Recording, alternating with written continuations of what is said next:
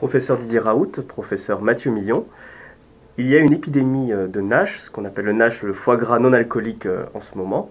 Est-ce que le microbiote peut jouer un rôle dans la survenue de cette pathologie? Alors oui, on soupçonnait depuis longtemps qu'il y avait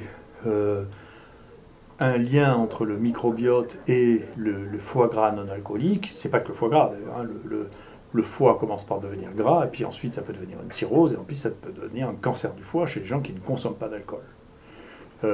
On soupçonnait depuis longtemps qu'il y avait un rôle du microbiote sans comprendre, et on ne savait pas que cela pouvait passer par la production d'alcool endogène, comme une petite usine d'alcool faite dans le tube digestif. Et maintenant, on sait qu'il y a une bactérie, en l'occurrence trouvée chez des gens qui avaient des foie gras non alcooliques en Chine, qui s'appelle Klebsiella pneumoniae, qui transforme à très très haut débit les sucres, ce qui a le goût sucré, en alcool, et qui peut donner des taux d'alcoolémie dans le sang chez des gens qui ne boivent pas d'alcool, qui sont de l'ordre de 0,45, c'est-à-dire qui emmènerait quelqu'un qui n'a pas bu du tout d'alcool et qui subirait un alcotest à être condamné pour une consommation d'alcool. Donc c'est un élément nouveau et extrêmement important, mais qui montre que le foie gras et l'évolution vers la cirrhose n'est pas liée qu'à l'alcool d'origine externe, mais à d'autres paramètres, et ce qui explique par exemple qu'on voit ça dans la dénutrition, qui est un domaine dans lequel sur lequel Mathieu travaille plus particulièrement.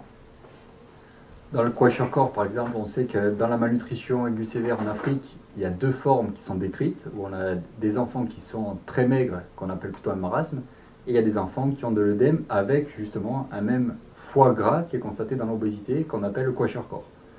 Et ce kwashiorkor n'est pas expliqué par la consommation d'alcool chez les enfants qui ont moins de 5 ans. Et on a trouvé ici que leur flore digestive était enrichie de la même façon par cette bactérie Klebsiella pneumoniae. Et donc, il y a une hypothèse qui serait que, de la même façon que dans l'obésité, dans le kwashiorkor, ça pourrait être la flore digestive qui déclenche le foie gras chez ces enfants. Est-ce que ce phénomène de colonisation par des bactéries qui produisent de l'alcool est répandu, et est-ce qu'il y a d'autres conséquences potentielles sur les personnes colonisées que ce foie gras ou que ce kwashiorkor?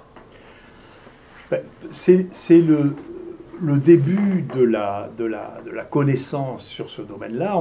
Il y avait des éléments qui étaient dispersés, qui montraient que ce groupe de bactéries, qui est très enrichi justement chez les gens qui ont ces malnutritions très sévères,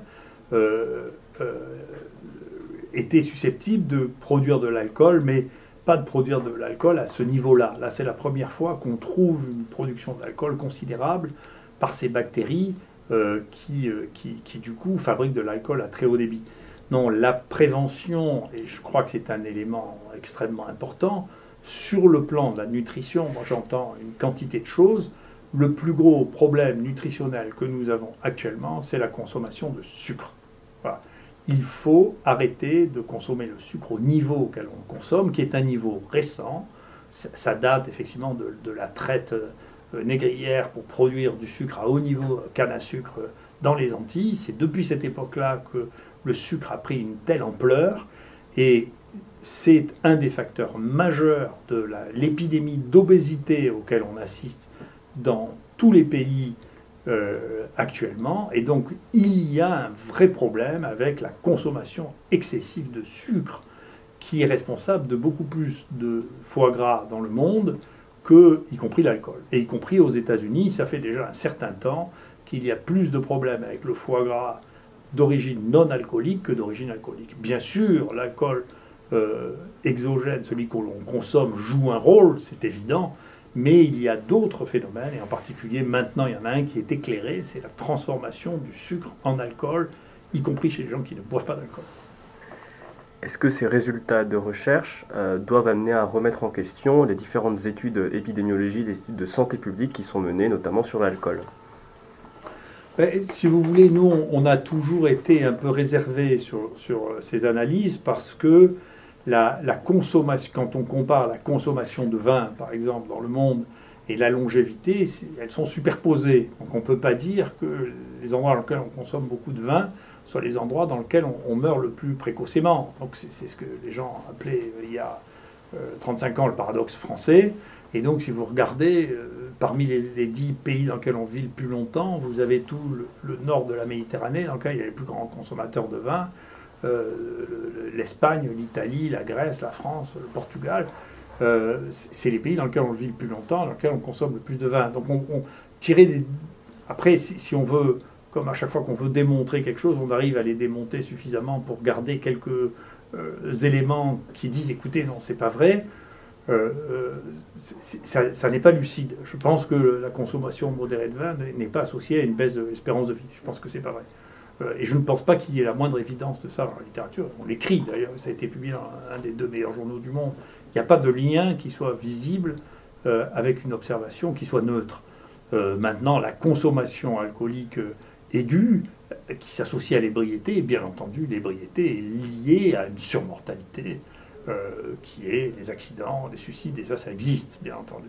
La consommation excessive chez les gens qui ont une addiction à l'alcool est aussi quelque chose qui existe et qui amène à des pathologies sévères chez les gens qui boivent beaucoup d'alcool. Mais d'abord un petit peu n'explique pas une surmortalité particulière. Et surtout, maintenant, ce que l'on sait, c'est qu'effectivement, la consommation d'alcool, d'abord, ne peut pas bien être évaluée par les interrogatoires, qui ne correspondent pas à la réalité de la consommation mesurée par l'achat dans les magasins, d'une part, et que d'autre part, cette consommation d'alcool de source extérieure ne résume pas, ne permet pas d'expliquer toute la production d'alcool, puisqu'il y a une partie de l'alcool qui est faite par nous-mêmes, dans notre corps, à partir de sucre.